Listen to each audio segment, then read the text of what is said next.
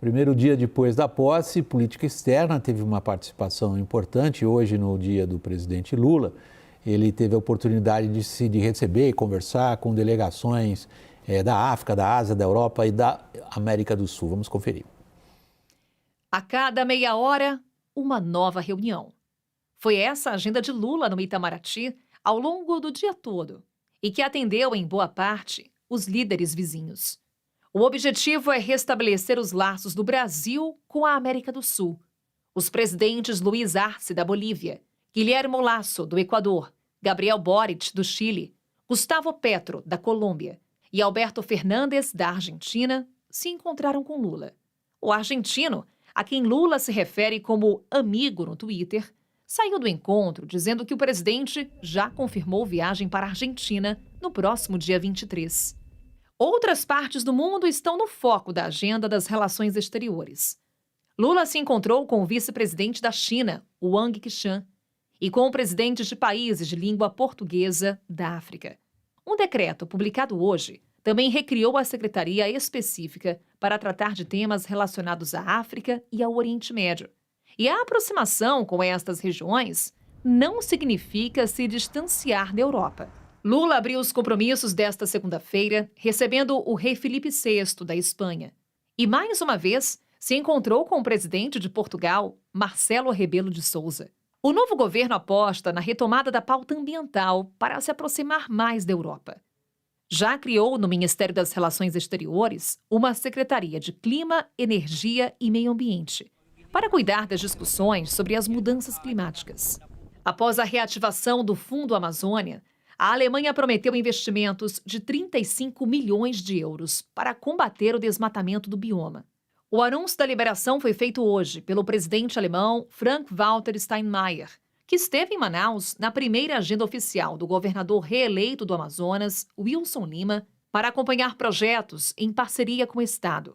O ministro das Relações Exteriores fez o discurso de posse agora há pouco. Mauro Vieira deixou claro a mudança de rumo da política externa do Brasil.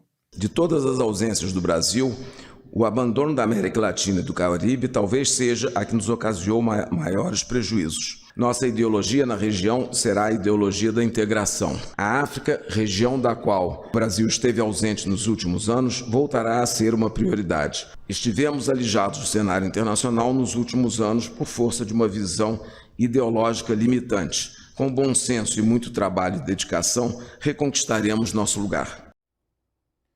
Reconquistaremos nosso lugar é uma frase que requer uma certa definição, mas como aqui não é um seminário acadêmico, Lorival, vamos primeiro aos fatos. O fato é, do ponto de vista de quem nos olha de fora, particularmente se a gente considera as principais capitais europeias e Washington, a boa vontade em relação ao Lula é gritante, sobretudo pela retomada da agência ambiental, tudo isso que a gente já falou um monte de vezes. Em outras palavras, ali parece ser no momento a situação, a circunstância externa, extraordinariamente favorável. Porque eles olham para a gente com muito boa vontade e a gente pode falar, eu vou me dar bem com a China e com os Estados Unidos, vou me dar bem com a Ucrânia e com a Rússia, eu vou dar atenção para a África, para a América do Sul, ou seja, para tudo. E eles estão deixando andar, vai dar certo? Não, William, porque se você, como a gente já assinalou aqui, se você não tem prioridades, né, você dispersa esse capital político considerável que o presidente Lula tem, vai ficar disperso, né, não vai ter realizações concretas para os interesses nacionais. Em nenhum momento se falou dos interesses nacionais de forma clara, né? E, aliás, isso é um problema crônico. Que está associado a essa palavra, qual é o nosso lugar no mundo. Exato, qual é o nosso lugar do mundo. Isso foi discutido pela sociedade brasileira em algum momento? Eu não vi essa discussão, né? E aí eles retomam aquelas palavras altiva e ativa, né? Política externa, fala em promover a paz, né? Mas falam também em promover a democracia. Eu não sei como eles vão resolver a quadratura desse círculo, considerando o quanto eles querem se reaproximar de ditaduras como a de Cuba, da Venezuela, da Nicarágua e assim por diante, né? Eu vejo assim, no campo geopolítico, eles vão tentar aquelas aventuras de novo. Todos os sinais estão dados. Né? Lá que outra vez, o Unasul outra vez. O Irã, aquele tipo de coisa, né? com a Ucrânia, né? O presidente Lula, então, eleito, deu uma declaração absurda para a revista Time, dizendo que o Zelensky, presidente da Ucrânia, estava se divertindo com a guerra, né? Aquilo causou um choque no mundo e tal. Agora, do ponto de vista político-ideológico, aqui na nossa região, onde a gente realmente tem uma atuação, inclusive foi bem destacado aí que o Mauro Vieira, novo chanceler, ele fala que a nossa ideologia será a integração, ou seja, essa frase tem duas partes, né? De um lado, que não haveria então uma preferência ideológica pelas ditaduras de esquerda ou pelos governos de esquerda. Hoje o presidente se reuniu com Guilherme Lasso, presidente, ex-banqueiro de direita do Equador, se reuniu com o primeiro-ministro do Peru, cujo governo ali substituiu o presidente. São todos nossos vizinhos. Pedro Castilho. Os nossos vizinhos todos vieram, aliás, só os nossos vizinhos que vieram, né, assim, em termos de chefes de governo. Teve presidentes que são chefes de Estado que vieram, como da Alemanha, importante, também vice-presidente da China, enfim, rei da Espanha, presidente de Portugal e tal, mas são chefes de Estado.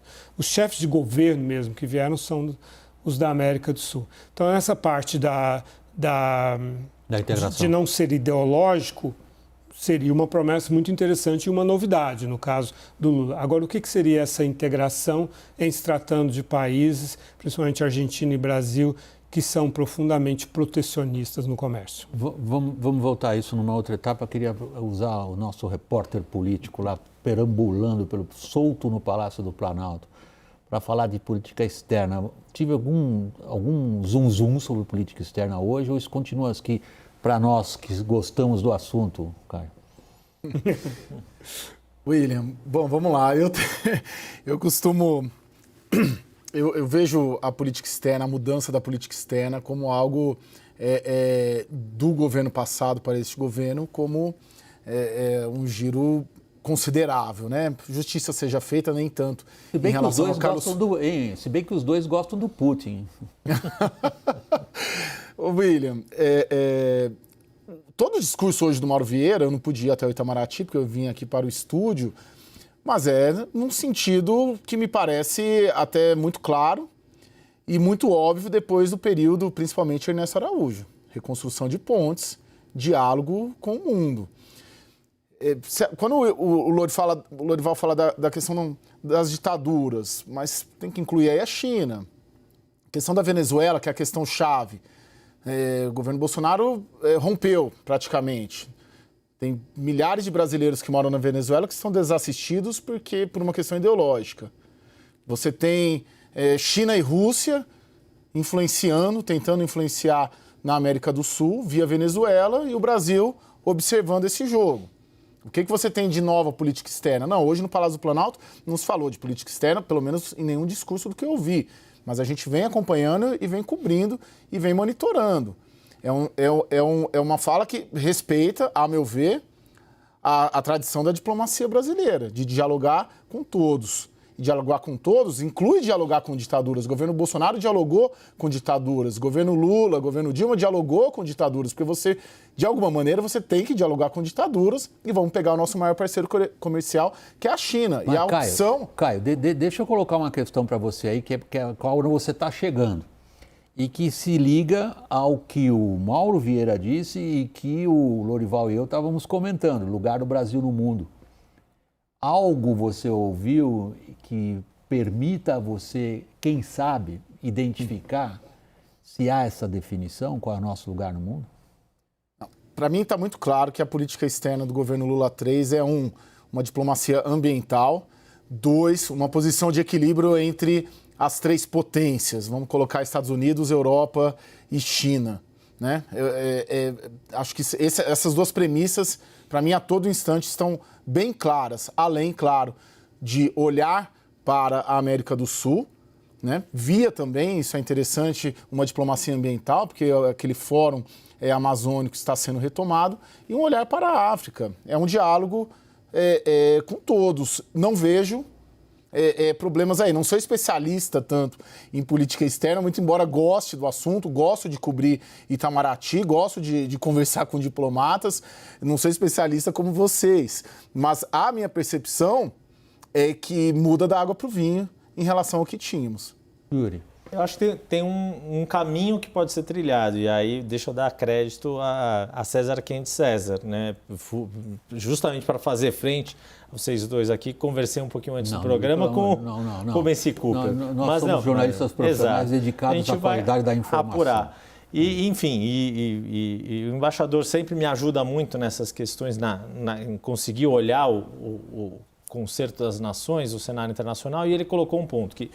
É uma conversa que você pode reproduzir aqui. Exato. Do embaixador Rubens e Cooper.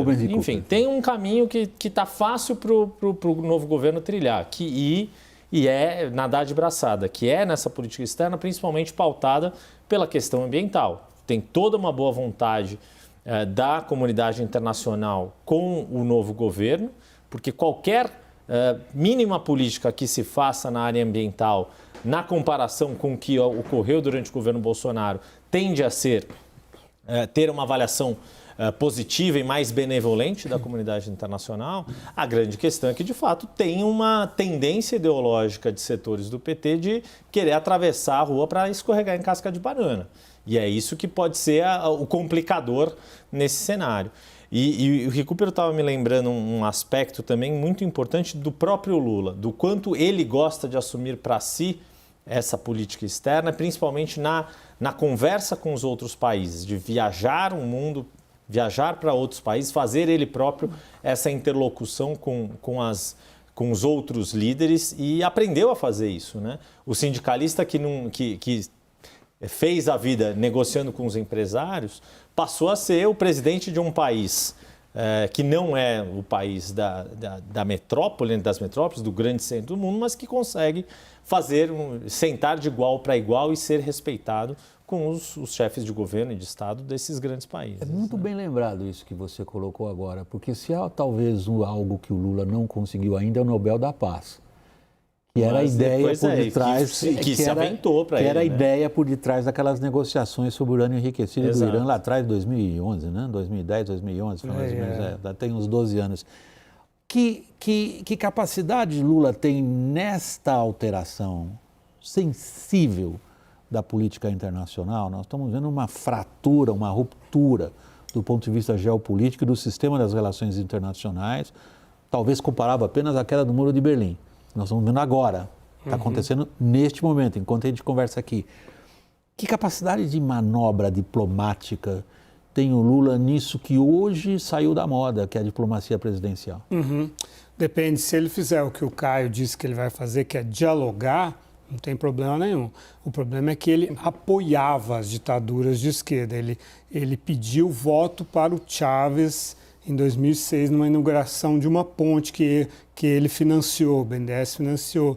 Ele apoiou o regime cubano, ele cedeu no preço do gás para o Evo Morales para ajudá-lo. Isso não é dialogar, isso é apoiar regimes ditatoriais. E depende também de ele se manter como líder da região, porque é isso que o Brasil tem de peso específico, né? O Brasil não tem como questionar a ditadura chinesa, não tem como influir na guerra da Ucrânia, porque não tem... Ou, se a gente fala da África, dos inúmeros conflitos civis e entre estados do centro da África, por exemplo. Exato. O Brasil ele tem peso específico na América do Sul.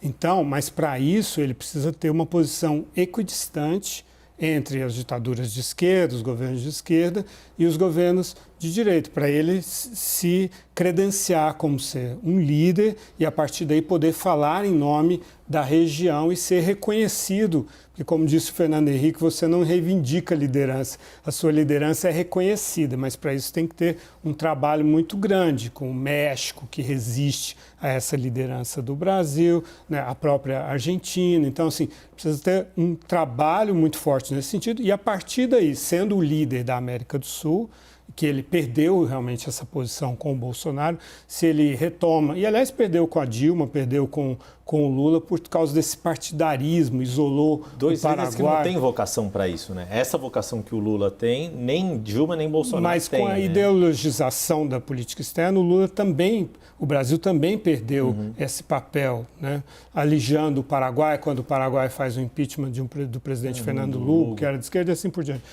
Trazendo a Venezuela né, e Mercosul, quando o Paraguai estava suspenso do Mercosul e assim por diante. Se ele consegue se credenciar como líder da América do Sul, aí ele pode ter um peso específico maior para ter algum papel mundial nesse sentido, mas proporcional ao de líder de uma região periférica, que é a região da América do nosso Sul. repórter at large. Ô, Lorival, pela exposição toda, você concorda, e me corrija, claro que se eu estiver errado, você já me corrigiu várias vezes nesses assuntos, inclusive aí nos corredores, né, nas nossas conversas, os problemas, vamos dizer assim, os potenciais problemas da política externa do Lula 3, você concorda que são infinitamente menores do que os problemas que nós tivemos na política externa de Bolsonaro, de Ernesto Araújo? Sim, concordo. Eu acho que não se trata de comparar o Lula com o Bolsonaro, se trata de comparar o Lula com o potencial do Brasil como líder da América do Sul. É disso que nós estamos falando. Ele perguntou o William perguntou qual é o papel possível do Brasil. É isso que nós estamos discutindo. Não estamos discutindo Bolsonaro. Bolsonaro realmente foi terra arrasada em muitos aspectos e um deles é o da política externa. O Recupero indicou a você, na sua conversa com ele, o que ele acha que é o principal problema que o Lula vai enfrentar lá fora? Seria essa questão mais... ele acha que é o risco de atravessar a rua para escorregar na casca de banana. O problema não é lá fora, é aqui dentro. Fora, é aqui dentro, exato. É exatamente o quanto essa postura mais ideológica, essa visão passadista pode comprometer para usar um clichê, né, mas uma janela de oportunidade que se abre com a agenda ambiental. A lição de casa foi feita até agora, né? Quando o Lula ganha, vai para o Egito, para a COP27, assume uma série de, se não de compromissos, mas faz gestos para o mundo e recebe de volta a resposta de que o mundo estava com saudade do Brasil, ou termos nesse tipo. O próprio presidente da Alemanha usou uma expressão semelhante a essa em entrevista da Deutsche Welle. O Brasil está de volta. O Brasil está de volta e é importante que o Brasil esteja de volta. Tem uma janela de oportunidade. Se seguir nessa agenda ambiental, né, para usar uma proporção que o Recupero me usou, se 90% da política externa for pautada pela agenda ambiental, o sucesso está praticamente garantido, porque o mar está mais calmo, o ambiente é favorável. A questão é não deixar os 10% de viés ideológico atrapalharem o caminho. Caio, deixa eu trazer outro assunto correlato, um cruza com o outro, e que eu sei que você gosta muito dele, que tem a ver com política de defesa e segurança nacional. Teve a posse hoje do ministro, foi hoje, né? A posse do Múcio, hoje no Ministério da Defesa, foi hoje. Sim. Ali estavam os militares, todos eles fazendo lobby no bom sentido, estão lá defendendo os interesses deles, particularmente os projetos estratégicos. Por exemplo, o projeto estratégico do submarino de propulsão nuclear, eles fizeram voar o nosso avião de transporte militar, que o Brasil está tentando vender em vários lugares, dependendo de como a gente for encarado pelas grandes potências. Os caças Gripen, que entraram em operação na semana passada, que eram de um país neutro, agora são da OTAN, sobrevoaram Brasília, já estão operacionais. Nós temos o Exército tentando reequipar as Forças Armadas. Em que tudo isso se compõe no teu caldo de repórter político aí em Brasília? Eu sinto que esse é o segundo capítulo a ser tratado aí nessa gestão do Zé Múcio Monteiro, né? Minha primeira impressão, conversando tanto com os militares quanto com esse civil, né? Zé Múcio Monteiro, que chega para o ministro da Defesa na primeira leva de nomeação, demonstrando a relevância que o Lula dá e a sensibilidade que ele sabe que essa área tem. Não havia um avanço ainda na percepção, acho que do próprio Múcio, do entorno do Múcio, sobre as questões de defesa. A transição cuidou, até hoje especificamente, que teve uma troca de comando da FAB sem que sequer o novo presidente fosse citado, Lula, a questão maior era política. E essa questão política deu trabalho para o Múcio resolver. Não senti que ele entrou, nas conversas que eu tive com ele, até agora, desde a nomeação dele, que ele havia entrado, ele ainda estava se inteirando, mesmo porque em toda a sua atuação política nunca tratou, nunca mergulhou nessas questões de defesa, William. Eu penso que esse é um segundo passo talvez para começar a ser tratado a partir dessa semana, principalmente da semana que vem, porque mesmo as trocas dos comandos militares deu muito trabalho. A gente sabe que teve comandante que se rejeitou a fazer, se negou a fazer a troca já no governo Lula. Temos, ainda não, né? Estou fazendo a pergunta, na verdade, já estou começando a responder. Quer dizer, quando você menciona, como o chanceler, o nosso novo chanceler mencionou, e a gente estava elaborando sobre isso aqui também, né, Yuri e Caio, qual é o nosso lugar no mundo? A gente coloca essa pergunta agora em função das questões sensíveis de acesso à tecnologia bélica e estratégica. É aí, provavelmente, que vai ser traçada a red line? É claro, porque se o Brasil, por exemplo, não entende que a Ucrânia está sendo um dique para a expansão de um imperialismo autoritário em um lugar de defesa da democracia e do liberalismo ocidental, se o Brasil não entende essas premissas básicas do jogo internacional, é claro que ele vai ter muito menos espaço, muito menos acesso à cooperação militar. Por outro lado, se o Brasil se coloca de uma forma se o Brasil se coloca como um país ocidental e ainda por cima cuidando bem da Amazônia, porque as coisas estão interligadas, aí começam a se abrir portas muito interessantes do ponto de vista estratégico para o Brasil. É claro que a China não vai gostar, a Rússia menos ainda, mas nós não estamos mais naquele período multipolar de possibilidade de 1000 alinhamentos, de ficar neutro em relação a tudo. Não, a guerra da Ucrânia, a invasão da Ucrânia criou um novo mundo no qual é preciso fazer escolhas difíceis para um país como o Brasil. Para concluir, Caio, esse novo mundo chegou ao Palácio do Planalto, você ainda não detectou? O Palácio do Planalto está muito mais preocupado com a política doméstica do que com a política externa em relação em termos macro. Tanto que jogou a política externa para a diplomacia, para o Mauro Vieira assumir. É a primeira vez que tem um número 2 lá, a secretária-geral, tem essa demanda, né, das mulheres diplomatas de assumir os cargos de chefia. A grande preocupação do núcleo duro deste governo é muito mais com a política doméstica, William. Yuri. Acho que de fato... para encerrar a roda. Não, eu acho que existe essa oportunidade para o Brasil, mas o Loival colocou o ponto. É preciso entender que o mundo mudou e que alguma posição vai ter que ser tomada, mas também tem toda uma tradição do Brasil de buscar esse equilíbrio, até porque comprar uma briga com a China nessa altura do campeonato também não é interessante para a gente, né? Caio Junqueira, amanhã você vai estar solto em Brasília de novo, né? Sim. A gente explora você mais tarde à noite, se você estiver vivo ainda. Estar solto em Brasília tem muitas conotações. É por isso que eu falei at large. Caio, muito obrigado. Boa noite para você aí em Brasília. Yuri, um grande prazer ter você aqui na nossa roda. Sempre muito bem-vindo. Lourival, igualmente. Muito obrigado e boa noite.